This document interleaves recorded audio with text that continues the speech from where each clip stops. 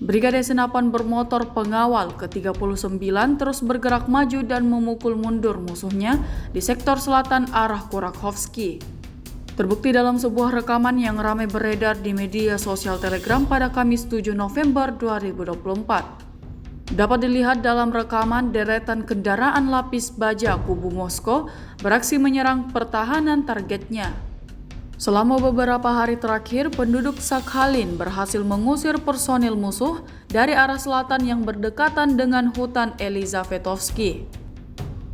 Jaraknya kurang dari 3,5 km tersisa dalam garis lurus menuju perbatasan selatan Vesyolige. Diketahui berbagai kawasan hutan di selatan Elizavetovka juga berada di bawah kendali kelompok pasukan Vostok, yaitu Resimen Pengawal ke-1472 dan Resimen Senapan Bermotor ke-430. Hingga video ini beredar, beragam respon diberikan warganet.